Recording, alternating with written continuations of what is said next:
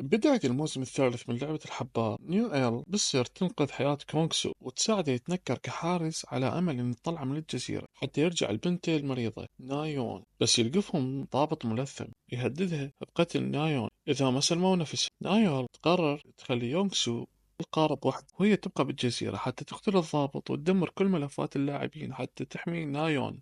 مكان ثاني المحقق جون هو وسوق وفريق المرتزقة مالتهم بعدهم يدورون على الجزيرة حتى ينقذون اللاعبين وينهون اللعبة نهائيا. وسوق يبدأ يشك بالكابتن بارك ويقرر يترك مهمة البحث ويروح يجمع أدلة تثبت خيانته. لما يدخل بيت بارك يلقى صور البارك وهو مجند وياها البدلة الوردية مال حراس. الشرطة تلقي قبض على ووسك تهمة اقتحام منزل وتبلغ بارك بالموضوع. بارك يعرف انه انكشف فيذبح المرتزقة اللي وياه على قارب. وسوق وهو بالمركز يحذر جون هو بالتليفون وينقذه، وجون هو يقتل بارك وينقذ مرتزق واحد ناجي وياه. وهم بالمحيط يلقون كونغ سو وهو هارب من الجزيرة على قارب ومطارد من الحراس. المحقق جون هو والمرتزق اللي وياه يقتلون الحراس وينقذون كونغ سو، وبعدها يكمل جون هو مشواره للجزيرة حتى ينقذ جي هون ويواجه أخوه الشرير القائد آن هو الفرونت مان.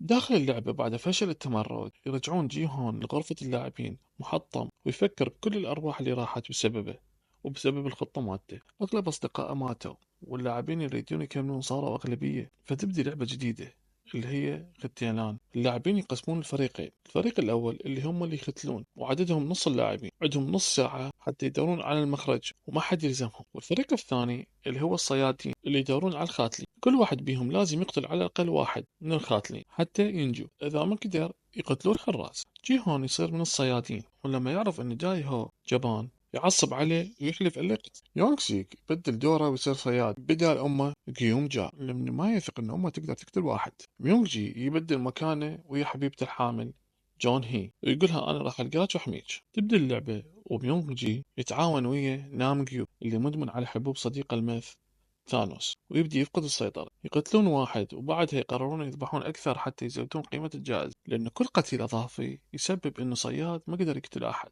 جي هون يلاحق دايهو ودايهو يعترف إنه كذب عن خدمته بالمارينز بس يحاول يستعطفه وجي هون ينوي يسامحه، لكن دايهو يغدر بيه فيضطر جي هون يقتله دفاعا عن نفسه. جون هي الحامل وغيون جا يتعذبون بالمشي وتساعدهم هيون جو الجندية السابقة وهي تدافع عنهم بإيدها ضد الصيادين. جون هي توقع وتنكسر رجلها وتدخل بالولادة وغيونجا تساعدها تولد. هيونجو تلقى المخرج بس ترجع تساعدهم بدل ما تهرب، بس للأسف ميونغ جي يجي يقتلها. جون هي تنصدم وتتبرى من ميونغ جي. بعدين يونغ سيك يرجع لأمه ويعترف إنه ما قدر يقتل أي أحد فيقرر يقتل جون هي حتى يعيش. أمه تطلب منه يقتلها هي بس هو ينهار ويهجم على جون هي فتضطر أمه تقتله. نامكيو يكتشف إنه فقد حبوب ثانوس ويبدأ ينهار.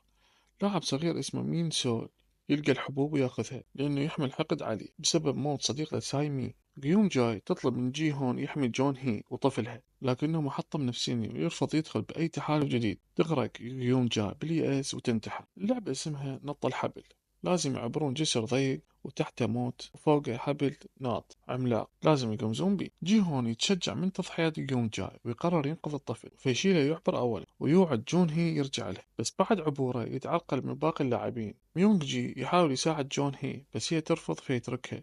مينسو يرمي حبوب نامجيو ونامجيو يفقد عقله ويسقط ويموت. جون هي ترفض تخلي جي هون يرجع لها وتطلب منه يحمي منها ويروح. ويوصلون مجموعة الفي اي بي مجموعة أثرياء يراهنون على اللاعبين، يبقون بس 8 لاعبين والقائد يقرر يسوي الطفل لاعب رسمي. قبل اللعبة الأخيرة القائد فرونت مان يدعو جي هون لاجتماع خاص ويعطيه سكين ويقول له اقتل باقي اللاعبين هم نايمين. جي هون يرفض ويكشف القائد عن نفسه انه يونغ إيل صديقه واخو جون هو. تبدأ اللعبة الأخيرة فوق أبراج عالية، كل جولة لازم يقتل أحد حتى يتأهل للجولة اللي بعدها. 6 من اللاعبين يتحالفون حتى يقتلون جي هون والطفل ومينسو. بالجولة الأولى مينسو يشوف هالوساد وميونغ جي يدفعه بعوده ويموت. بالجولة الثانية ميونغ جي يخون تحالفه ويكشف انه هو ابو الطفل ويتحالف ويا جي هون لحمايته. يبقون جي هون وميونغ جي والطفل، بس بعد ما يعبر ميونغ جي للبرج الأخير يخونهم ويريد يقتلهم اثنينهم وياخذ الجائزة كلها. تصير معركة عنيفة ويموت ميونغ جي قبل لا يضغط الزر. جي هون يقرر يضحي بنفسه حتى ينقذ الطفل، فيضغط على الزر ويذب روحه من البرج، وآن هو يشوفه ويتحطم من الداخل ويتحطم من طيبة الإنسان.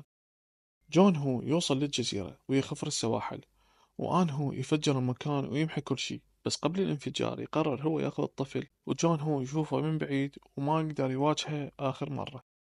ناهيون تزور كيونغ سو وهو ما يعرف انه هي انقذته. تسمع ان نايون تشافت من المرض، تكتشف ان بنتها اللي تركتها بكوريا الشمالية يمكن بعدها عايشة، فتروح تدور عليها. وسوك يطلع من السجن ويستلم فندق جي هون الورد ويحاول يحوله لشغل مشروع حقيقي. جون هو يرجع للبيت ويكتشف انه آن هو سلم الطفل وفلوس الجائزة. وبأمريكا آن هو يروح البنت جي هون ويبلغها بموت أبوها ويسلمها فلوسه، ولما يترك المكان يشوف مجندة أمريكية تلعب داك جي ويا واحد متبهذل، لأن ألعاب آن هو بكوريا خلصت، بس رغبة البشر للدم والفلوس بعدها مستمرة بكل مكان.